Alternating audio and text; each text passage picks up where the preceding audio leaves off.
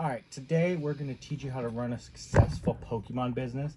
Your first job is to make sure you have inventory. You're going to need a mask and a gun. And you're going to need to go hunt out there for some. So we're going to let you guys know our mistakes that we made over 7 months now, the things that we've learned, what we tried to do, and what worked and what didn't work.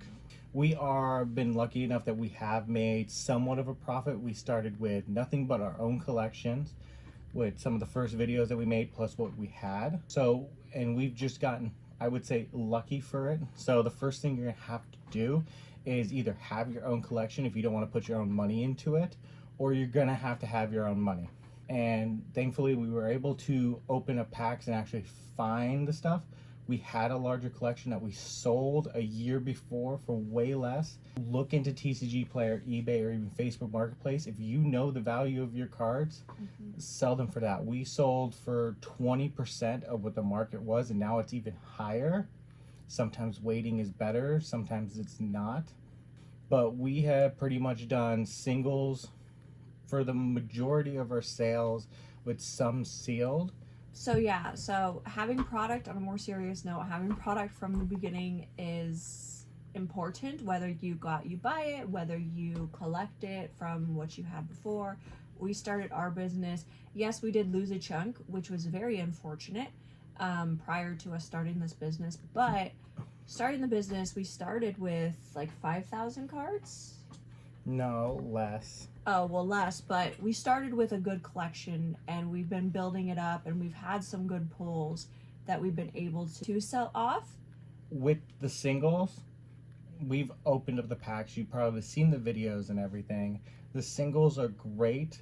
Our biggest mistake with the singles was not getting them graded. We've sold so many of them that if we would have just sent them in to get graded, they would have probably come back as either a 9 or a 10, and they would have been worth so much more. But we just sold them raw. There's plenty of cards to sell out raw. We have hundreds of them, but those bigger ticket cards, you want to send in to get graded. If you're gonna do singles, you're gonna focus on singles. Getting the cards graded and then selling them that way is gonna give you the most for your money, even if you're out there hunting on Facebook Marketplace, TCG Player, eBay, whatnot, wherever you're looking for cards. If you're hunting certain ones, making sure that they're graded is going to be worth a whole lot more, which is something that we waited a long time to actually get started. I know we sold a lot of our good cards to other Pokemon shops that very likely took those cards and went off and got them graded to turn around for a profit. So skip that. You know, GameStop does PSA grading right now, like $20. If you really need the cash, selling them raw, just know you could be losing out of hundreds or thousands of dollars depending on the cards. Because we have some that we sent in that normally we would have sold for $20. Even coming back as a 9, they're worth double. Yeah. 10, they're worth $100, $200 more. So they're worth sending in. Just get yourself a grading tool. They're not that much. I think ours was like $12. Yeah, we'll link it. And it works great. And we're hoping for our cards to come back. There is a wait in PSA right now because everybody's sending in their prismatic and everything else. But there's other places like Tag, I heard, was really good. Yeah. And there's also BGC and CGC. So I would get your cards graded so whether you can get the most out of them. Yeah, that's one thing that if I could go back, I would probably... part of it is we definitely needed the money like right now, which contributed to a lot of the cards that we did sell. But if I could go back, that's one thing that I would focus on earlier than we did. Maybe not right away, but definitely earlier than we did, is grading the cards. The upfront cost can be a little bit, but down the road it can really help your business. Yes. The second thing is knowing the market, knowing what cards are going and when. There are several cards, especially on TCG Player, that I would see all of a sudden we would get a bunch of sales, and when I would go and check, because the card prices shot up out of nowhere, and whether that's for trainer cards or support cards or any of the Pokemon cards, if you have to pay attention. Like, If you're on TCG Player, getting to level 4 as quickly as possible is great because they have something integrated where you could very easily match to the market price for all of your cards all in one versus individually, which we were having to do for the longest time. yeah, so you're gonna want to be checking market price like every few days, huh? Yeah. It changes drastically from just. Yes, we have. You can probably link it here. There was a Palmot card that we pulled. It was worth about $3 or $4, and when I went to go and post it, 2 days later, it had doubled in price to $10, $12 that it was going for on TCG Player. It wasn't there yet on eBay, but on TCG Player it was. So if you're paying attention to your certain cards and everything, everybody's going off of TCG prices. So you might have been able to go in and score that card and buy a bunch of them off of eBay for when they still had them up for about $3 to $4 each. So you probably could have made a huge score there, but you would have to go out and pay attention. It does change so drastically. Today that card could be worth even less, it could be worth even more. So watch your Facebook Marketplace, watch your local groups, watch TCG Player if you're looking to just buy the product and sell it for higher, or if you're looking to buy it to get graded to sell it. Just kind of like watch those different places, watch. And like we just picked up from Facebook Marketplace, there was someone, it was actually Super Bowl weekend, and we think the guy was just trying to sell the cards for like pizza or something. But he let like an entire stack of cards go for $50, and the top card, which was in really good condition, it was Alicia's Appeal, which is like a $60 card. So watch your Facebook Marketplace, watch your, TCG Player, your eBay, all of those different things, because you might end up getting a deal and you might be able to sell it for. Yes. So looking for singles, I wouldn't say is, if you're going in on just selling singles, you probably have an idea of which cards you want to look for, and you're gonna want to get them graded. Mm-hmm. We haven't gone to any, but we've heard plenty of stories that going to conventions is a great way to find cards, and you probably can find them for a little bit less than market, so you can still make a little bit of money. But trying to do only singles by going out and buying packs and ripping them, I wouldn't say is really good unless you're getting lucky and you're grading all the cards that you're getting. We have been lucky where, yes, we've made money off of it, but yet if we could, we would go back and grade them. Another thing that we learned is learning which packs are the ones that people are after.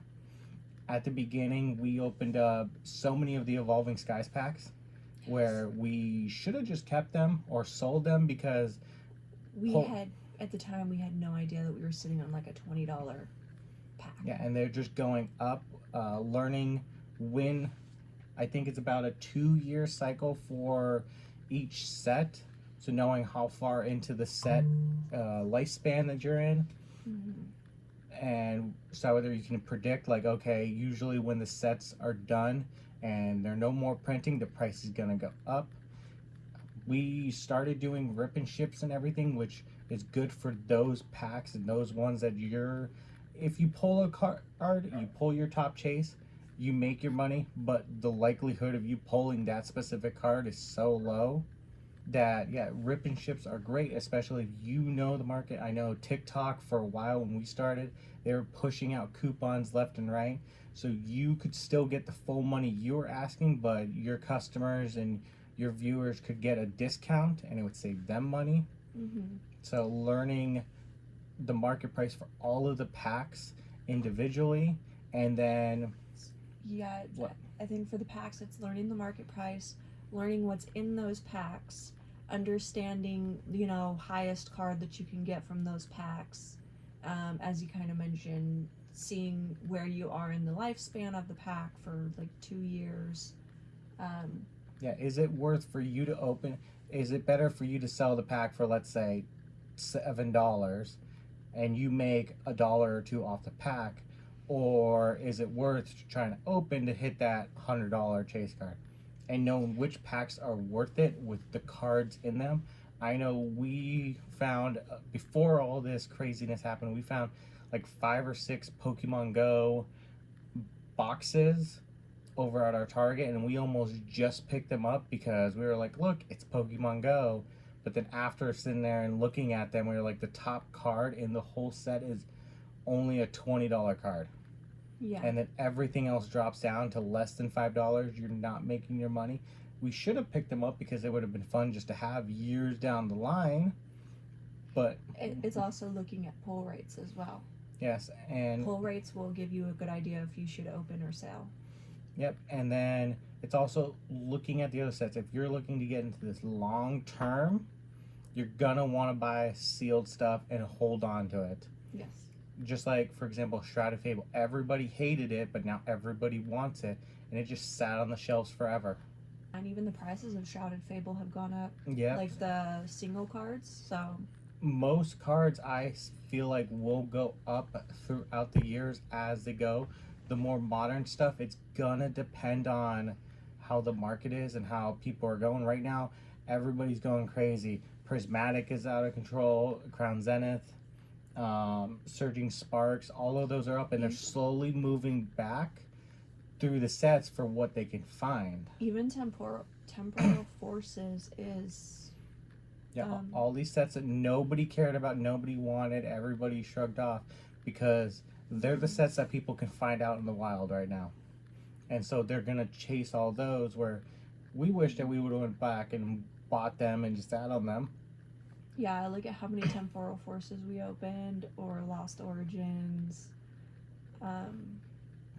There's so many that we opened that I'm like, if we'd have just sat on So for us, we're still going to do singles. We're going to get most of our cards graded. We're planning on doing more sealed products. We wanted to start doing rip and ships here in like the next month because that's where we see the business being better is once you get into sealed and you have an audience group coming back, so you got to post content. We plan on doing rip and ships on our TikTok whenever we get more in, so there we can bring people in, and that way there we can have fun opening packs. Because I can say in the last month we have opened probably 100 packs that we have found out in the wild, and we've just opened them. Yeah. Some of them have been posted, other ones we've just sat on the couch and we just opened them for no reason. And we've only pulled a couple good cards out of them where we kept telling ourselves we should have sold them. But yeah, so we're letting you guys know what our mistakes were. We haven't been posting that much content in the last 2 months, so we're getting back on top of that because you got to get your name out there. Yes, that's something huge is content. You got to make content. Yeah, and we're also getting cards graded. We have 5 that are sent out now. We have 36 that we're waiting to send out. It does cost a chunk of change to actually go get them sent out, so that's why we're waiting on them. Hopefully everything comes down so we can go to the store, we can find some packs, or we can get some deals on stuff so that we can sell them out. We're not gonna buy something and sell it for these crazy prices. We're gonna actually do it for what's reasonable. No, I think all these scalpers right now, you're going to kind of see them die down, and then the businesses of these people who are scalping, I don't think that they're going to stick around. No, there's no and I reason think the for reputation of them is going to end up kind of. No, our plan is to be for like MSRP, like some of the like I know Danny Phantom and PokeRev and PokeAny and all those other big ones that have the distribution and everything. They've been selling this stuff for MSRP or even cheaper. Mm-hmm. They haven't been selling them for these crazy prices because it's not worth it for a brand new set that just came out. Some of them are just holding on to them too Till everything dies down, and then they're gonna come in and they're gonna sell the stuff for a reasonable price, which is what our goal is. Because I cannot imagine buying a brand new ETB over at Walmart and then charging double for it. It's even something like Shrouded Fable charging double. Like, it's, if you choose to do that, that's your choice, but you're probably gonna get a little flack for it. sense. If you're if you're trying to build a business that's going to be long standing and you're going to have people coming and for you and everything else, you want to make sure that you're Don't focusing on your reputation. Yeah, don't be like that one guy who was following around the vendors going everywhere. Oh God. So, yep. So those are some of our mistakes. We'll probably make another video when we remember more of the stuff that we did so you guys can know. It does take time to build it. You know, if you're struggling to find product and you're struggling to like make money, what we do on the side is like we do eBay reselling, which has helped a lot and it helps our eBay store at least stay alive. So if you do go look at our eBay, there's going to be a bunch of other things too. Eventually it'll end up being more Pokemon cards and Lorcana and all the other stuff, but there's always different ways. If you have your own online store, if you made one for Pokemon cards and you can't find Pokemon cards, use it for something else in the time being. Yep. You know, there's other card brands out there. There's Lorcana, One Piece, One Demon Piece, Slayer. Magic, all of those. Look into them so at least you can keep your store alive and you can keep people coming back. You have an eBay store, there's that. If you have TCG Player, look into the other cards. That way there you can at least put stuff up so people have a reason to come back.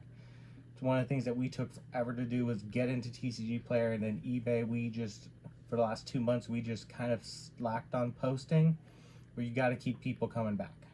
Yeah. You got to give a reason for people to want to come back and come and check you guys out. Yeah, that's you mentioned that we took a little bit to get on TCG Player. Get onto TCG Player like as soon as you can. Yeah. Like I don't know why we waited so long for TCG Player. I think it was just having that second platform, but it was worth it in the end. Yes. If you guys want a video on how to post your items on TCG Player or eBay, how to get them shipped off and all that stuff, let us know in the comments because we'll make a video doing it. We've had hundreds of people buy and 0 complaints so far, so at least we have an idea of what we're doing and we can show you guys. Yeah, we had people who come back and keep buying and stuff, and that's one of the biggest things that you normally end up getting is good shipping. Mm-hmm. Stuff arrives safely, good shipping. Yeah, so these are just some of our many mistakes that we've made throughout business we wanted to share with you. Hopefully you can get started in a better situation if you are starting from nothing like we did, because I know a lot of the videos out there are more so for Alright, we gotta go. It's time to go hunt. We gotta go get those Pokemon cards. Alright, let's go.